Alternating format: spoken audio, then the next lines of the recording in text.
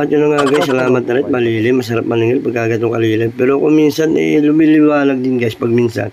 Ito na nga, nandito ako sa aking napasukan na naman, ay hindi ko alam kung saan ang punta. Di ako nagtanong ko kay tatay. Tinanong ko tatay kung saan ang dapat papuntang lakad. Aba, ilampas na daw ika ko. Di na nga ako sa ganda ho ng view dito sa bukid. Ay babalik-balikan nyo talagang hindi ko kaya magsasawa dito.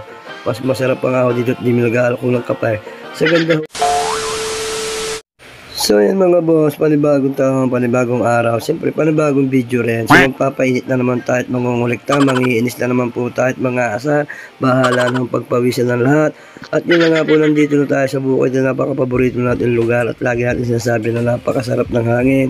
Ayun yun na nga po, nandito na tayo sa unang client natin. Siyempre nakaready na yung resibo para at least wala nang tanggihan niya. Pero napakabait naman kasi na sinisigil ko ito. And isa sa mga pinakamadali kong sinisingalan. Ayan, awa ng Diyos at katapos din, hindi na ako masyadong mamumroblema sa napakalayong lugar na ito. At yun na nga guys, salamat na rin, malilim, masarap maningil pagka gatong kalilim. Pero kung minsan, lumiliwanag din guys pag minsan. At yun na nga guys, ayan, tinapos na natin. At baka tayo hindi pa makalis at baka tayo abutin pa dito ng bagya. At yun na nga po, nagpaalam na po ako sa muling pagkikita po natin. I'll be back. Di na nga ako sa ganda ho ng view dito sa bukid. Ay babalik-balikan nyo talagang hindi ko kaya magsasawa dito. Mas masarap pa nga ako dito at di mo nag-aalok ko ng kapay. Sa ganda ho ng lugar dito ay para ka lang naggagala o kaya lang kayo nag-i-stroll. O paano gaho kayo mga ngayon pagka ganito ang trabaho, maliwalas na yung maganda pa.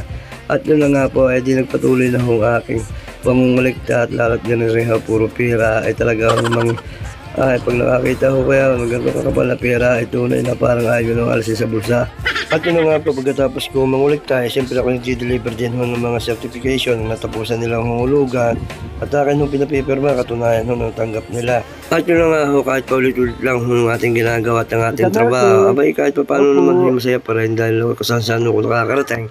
Kung sino-sino nakikilala ko niya kung minsan napapagkamalan pa nga ako magtutuwag tulad ho ni tao kay tawag ng tawag ay sabi ho dahil may tubig pa. Na-deliver ko na ako nga ho, iba ho ang tawag na magtutubig sa magdi-deliver, iba ho ang buses.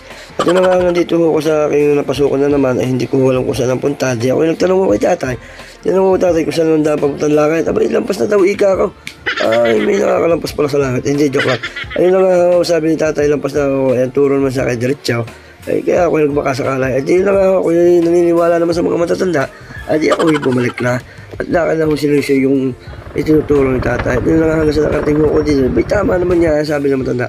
Ay, di ako yung dali-dali yung doorbell. At baka nga ako nandini ng tao. Ay, wala po, nasa kaut. Di ako yung doorbell. Wala, talaga akong ganitong last na ako. Ay, abay, ako yung paibig lang mahinga. At gusto ko lang pumunta ng opisina. Ay, wala pa rin lalabas. Ay, di akin yung pinindot ulit. At ito na nga ako nangyari. Ay, sorry po. Yung bahay namin. Ay, sorry na po. Ano? Ma'am, kay Angeles Paredes. Dito po ang bahay. Thank you po. Sige ma'am, salamat. At sa wakas guys, natapos din natin ang trabaho natin kahit gano'ng kalalayo yung mga agot ng ating mga pinupuntahan. At least, naging safe pa rin yung biyahe natin sa tulong ng mahal na Panginoon dahil sa paggabay niya sa atin. At yun na nga po, natapos natin ng maayos yung ating trabaho na ipresenta natin, nakapangulit na pa tayo.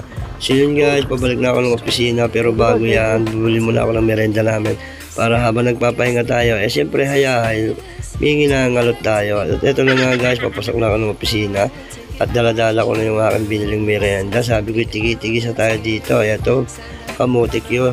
Habang nagkakapigas, ang sarap niyan. At ito pa nga pala guys, yung mga i-deliver ko. Siguro aabutin pa ako ng linggo dito. Pero okay lang yan, basta na-enjoy mo lang trabaho, mapipresenta natin lahat yan.